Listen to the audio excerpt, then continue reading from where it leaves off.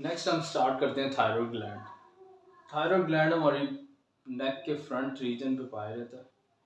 ठीक है, नेक्स्ट हम देखें इसके दो सेल टाइप्स होते हैं, वो कौन कौन से सेल टाइप्स होते हैं वो हम पढ़ते हैं। ठीक है, थायरॉयड ग्लैंड का स्ट्रोमा और पैरेन्काइमल सेल्स।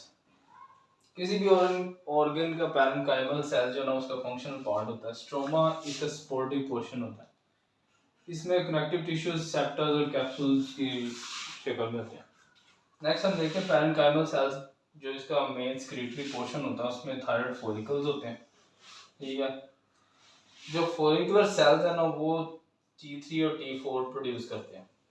जो पैरा फॉलिकुलर सेल्स होते हैं उनको हम सी सेल्स भी कहते हैं, आल्सो कॉल्ड सी सेल्स। तो ये सी सेल्स कैल्सिटोनिन प्रोड्यूस करते हैं। सी सेल डेरिवेटिव्स और न्यूरल क्रस्ट सेल्स होते हैं।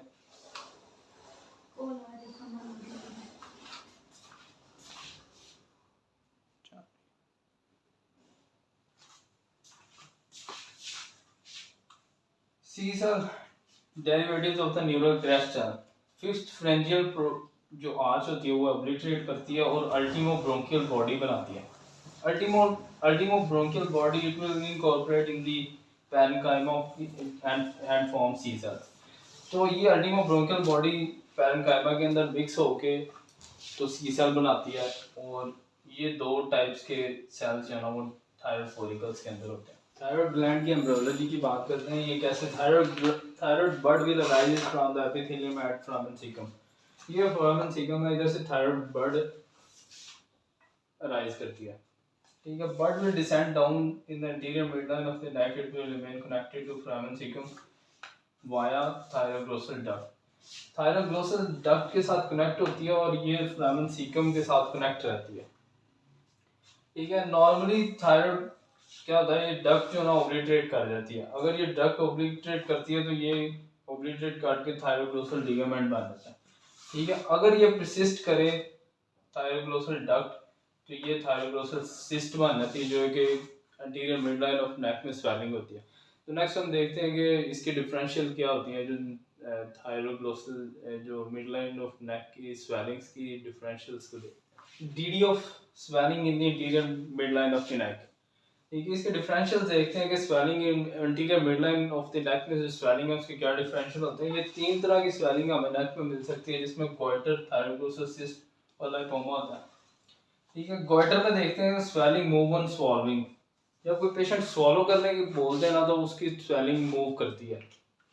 थायरोग्लोसल सिस्ट में भी स्वेलिंग मूव करती है स्वॉलोइंग पे, लेकिन इसमें थायरोग्लोसल सिस्ट में अगर आप किसी पेशेंट को कहेंगे प्रोट्रूजन ऑफ टंग पे भी स्वेलिंग मूव करेगी, लेकिन गोइटर में ऐसा नहीं होगा।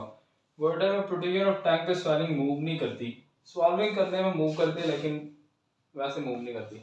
लेकिन अगर किसी पेशेंट को लाइपोमा स्वेलिंग है तो इसमें नो मूवमेंट, किसी किस्म की मूवमेंट नहीं मिलेगी आपको। अगर आप पेशेंट की एग्जामिनेशन के दौरान से कहेंगे आप एक गूंद भरें, तो अगर स्वेलिंग मूव कर रही है तो वो गोइटर है, और अगर टंग प्रोट्रूड करने से स्वेलिंग मूव नहीं कर रही तो भी ये गोइटर है।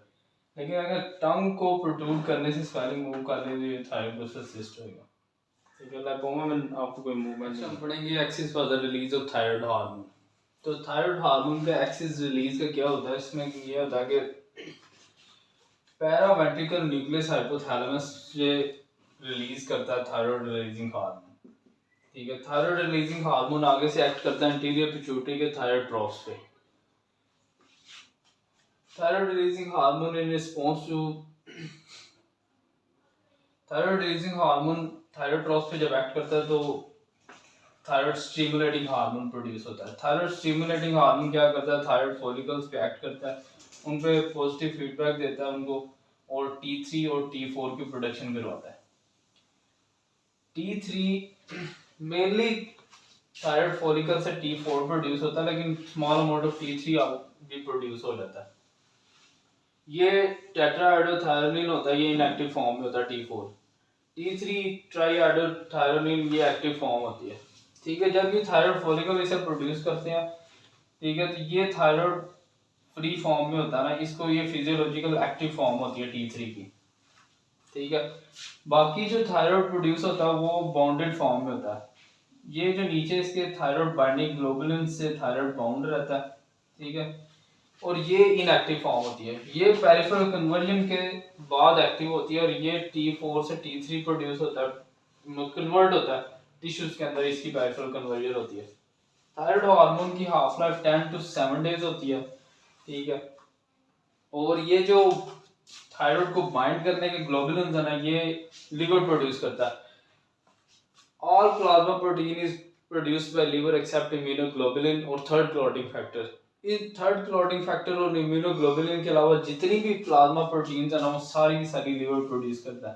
तो नेक्स्ट हम देखते हैं कि ये किस कंडीशंस के अंदर थायराइड हार्मोन तो बढ़ जाता है लेकिन patient increase T3 and T4, लेकिन पेशेंट फिर भी यूथायराइड रहता है।